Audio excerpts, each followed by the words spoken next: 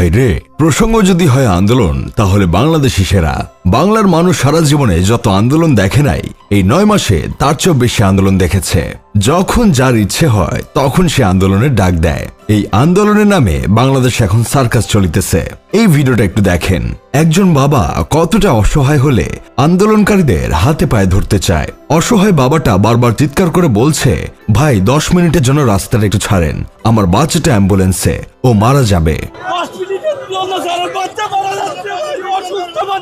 এই কথা শোনার পরেও তারা রাস্তা ছাড়তে চায় না, তারা তাদের আন্দোলন চালিয়ে যেতে চায়। চিন্তা করে দেখেন ভাই একবার, মানুষের বিবেকে কতটা পচন ধরলে আন্দোলনের নামে সার্কাস দেখিয়ে অ্যাম্বুলেন্স আটকে রাখে।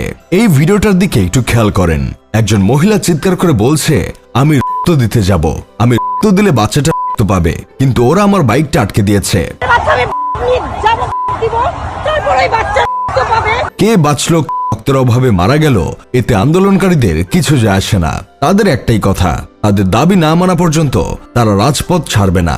এইবার এই ভিডিওটা একটু দেখেন। লোকটা বারবার মেয়েটাকে বলছে, মা আমি তোমার বাবার মতো, আমি অসুস্থ, আমার হার্টের সমস্যা, দয়া করে রাস্তাটা একটু ছাড়ো, আমায় যেতে দাও। তোমার বাবার মতো না মা, আমার হার্টের সমস্যা রে বাবা। বারবার মা বলে ডাকার পরেও আপুটির মনে দয়ামায়া কাজ করে নাই। আর সবচেয়ে অবাক করার বিষয় হলো, আপুটি নার্সিং এ পড়ে। নার্সিং এ যারা পড়ে আমরা জানি পরবর্তীতে তারা দেশের মানুষের সেবা করে। এই হলো সেবা করার নমুনা।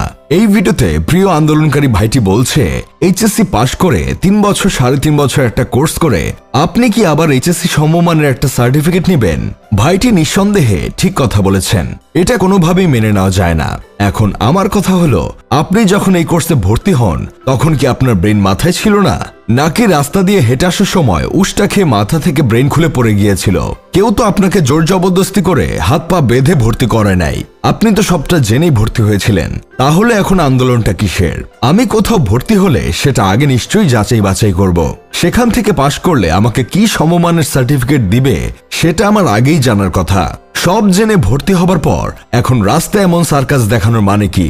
ভাইটির কথা শুনে আমার এটাই মনে হলো, আমার এবং আমার পরিবারের ইচ্ছায় আমি সকিনাকে বিয়ে করলাম। বিয়ে করে 3 বছর সংসার করার পর আমার মনে হলো আমার সকিনা না, আমার শাকিরারে লাগবে। যতক্ষণ শাকিরাকে না পাবো ততক্ষণ রাস্তায় আন্দোলন করে জনসাধারণকে ভোগান্তিতে ফেলবো। বর্তমানে দেশটা মগের মুলুক হয়ে গেছে। আন্দোলন করে তাদের কাজের বৈধতা দিতে হবে, তারা নাকি মানব সেবা করছে। পুরুষাক্তার মহিলারা আন্দোলন করে তাদের নারী অধিকার লাগবে। তাদের কলা থাকলে কি হবে, তাদের মন প্রাণ পুরোটাই নারীদের মতো, তাই তাদের নারী অধিকার চাই।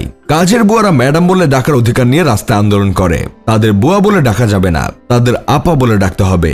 ফকির মিসকিনরা আন্দোলন করে তাদের 1 টাকা 2 টাকা ভিক্ষা দেওয়া যাবে না, তাদের সর্বনিম্ন 5 টাকা ভিক্ষা দিতে হবে। রিক্সাওয়ালা, অটোওয়ালা, সিএনজিওয়ালা, বাস ড্রাইভার সবাই শুধু এখন আন্দোলন করে।